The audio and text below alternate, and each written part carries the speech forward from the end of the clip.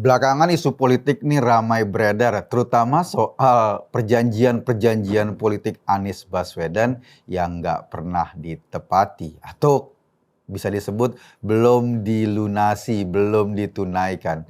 Emang sih kalau ngomong soal janji manis, lo boleh tahu, boleh bertanya atau boleh menganalisa kira-kira janji manis apa yang pernah ditunaikan Anies.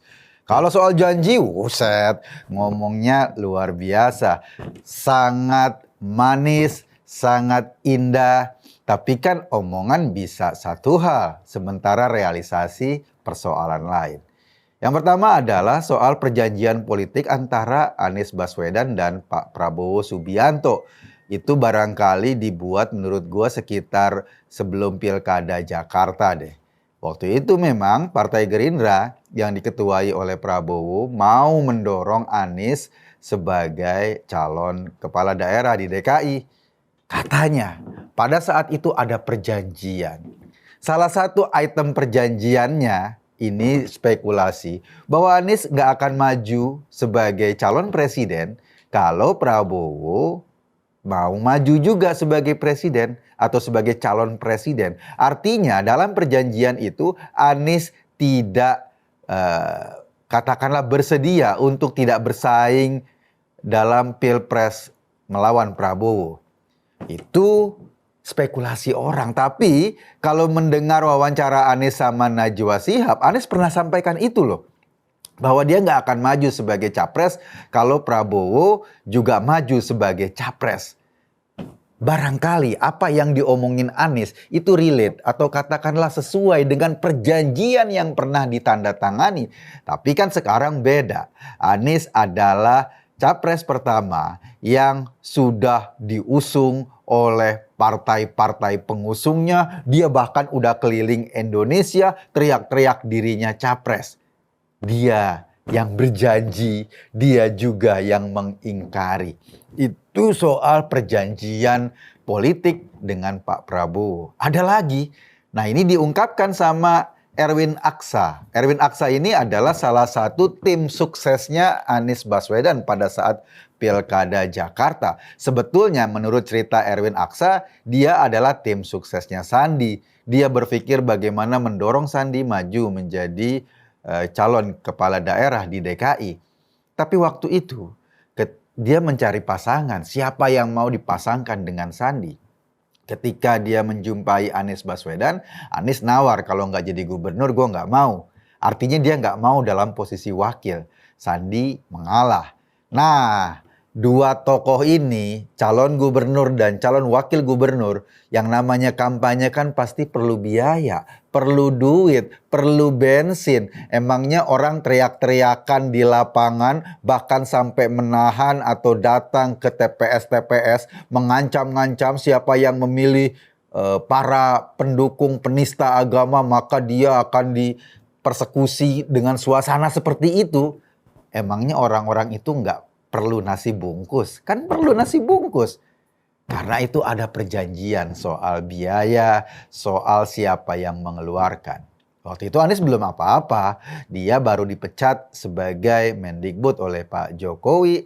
Jadi nggak punya pekerjaan yang jelas.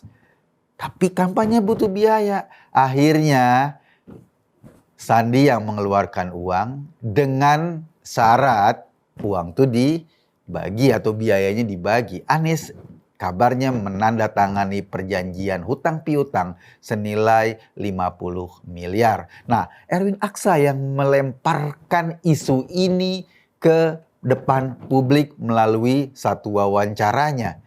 Sampai sekarang katanya atau kabarnya uang janji 50 miliar itu belum dilunasi ke Sandi.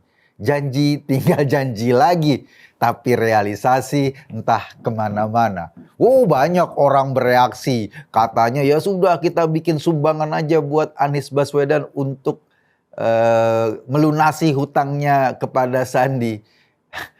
Emang agak lucu-lucuan juga sih. Ya sudah, kalau mau lunasin aja. Kenapa harus teriak-teriak mau ngumpulin duit? Anies tuh duitnya masih banyak sampai sekarang setelah tidak lolos atau katakanlah setelah selesai jadi gubernur DKI Jakarta. Yang jadi pertanyaan adalah kenapa dua hal ini, ada satu perjanjian Anies dan Prabowo, yang kedua soal utang piutang Anies dan Sandi, itu tiba-tiba mengemuka ke publik. Yang perjanjian Anies dan Prabowo itu Sandi yang ungkapkan. Sementara soal utang piutang Sandi sama Anies itu yang ungkapkan adalah Erwin Aksa. Kenapa? Feeling gua ini adalah usaha Sandi agar dia dijauhi atau dipersepsikan tidak lagi satu gerbong dengan Anies. Kan Anies Sandi kan waktu Pilkada Jakarta cukup solid ya, dianggap satu gerbong. Sandi mengungkapkan ini bahwa dia sudah tidak lagi ada di barisannya Anies Baswedan. Kemudian Erwin Aksa sengaja mengungkapkan ini juga bahwa Anies masih utang loh sama Sandi. Sementara Sandi udah nggak di barisan yang sama, jadi tolong dong dilunasin utangnya.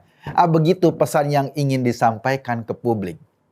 Kita memaklumi pesan itu yang pertama karena Partai Gerindra, partainya Sandi misalnya mendukung Pak Prabowo Subianto sebagai calon presiden.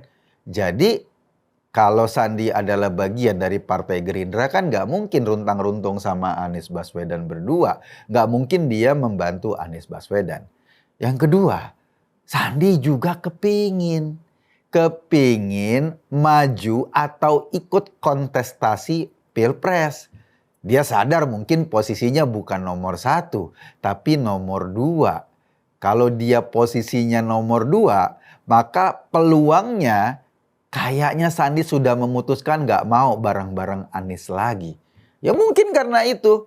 Karena dia tahu banget janjinya belum pernah direalisasi. Cuma berani tanda tangan atau berani ngomong di atas kertas doang. Tapi kenyataannya nggak pernah direalisasi. Dia mau cari-cari cara bahwa dia ada posisinya ada berseberangan dengan Anies. Mungkin, bukan tidak mungkin, dia juga kepingin ditegur-tegur, disapa-sapa oleh Pak Ganjar Pranowo. Atau barangkali dia berharap ada lagi calon Prabowo Sandi pada saat 2024 nanti. Kita nggak tahu petanya, tetapi kalau dari beberapa gerakan politik yang pernah dilakukan oleh Sandi, kemarin-marin dia sempat membuat kesal orang Gerindra juga loh. Karena dinilai bermesra-mesra dengan P3. Bahkan isunya Sandi pernah mau lompat menjadi warga P3. Isunya itu kencang banget. Isu seperti itu juga dikonfirmasi ketika Sandi memilih datang di acara P3 ketimbang berdekat-dekatan atau dipotret berdekat-dekatan dengan Pak Prabowo Subianto. Tapi sekali lagi Sandi membantah bahwa dia tetap warga Gerindra, belum pindah ke P3.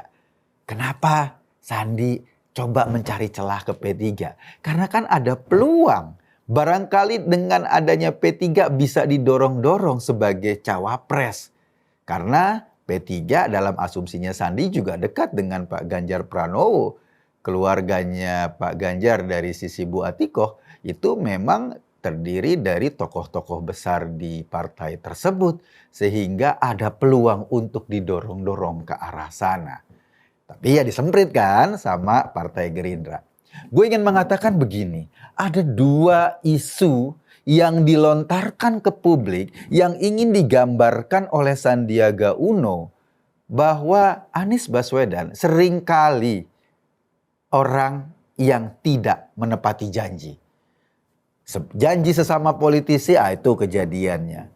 Tapi barangkali kita nggak perlu kaget juga dengan isu tersebut. Warga Jakarta udah kebiasa dengan itu. Janji mau membangun rumah DP 0%.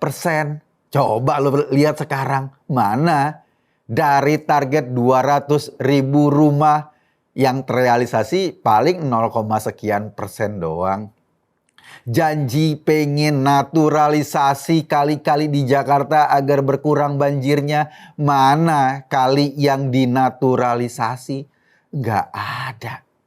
Janji OKOC. Ini malah nggak jelas semua. Nggak oke, nggak juga oke, nggak jelas semua. Artinya janji-janji kampanye yang pernah disemburkan oleh Anies dulu sama sekali atau boleh dikatakan tidak ada yang real terrealisasi. Janji pengen menghentikan reklamasi, toh Anies juga yang akhirnya meresmikan dan mengizinkan reklamasi. Janji-janji itu semua ya cuma di mulut, janji-janji itu semua cuma teori. Bagi Anies antara teori dan praktek itu bisa berbeda jauh. Kenapa? Ya karena dia nggak punya beban untuk mengatakan apa yang tidak akan dilakukannya. Gue Kogun tadi, terima kasih.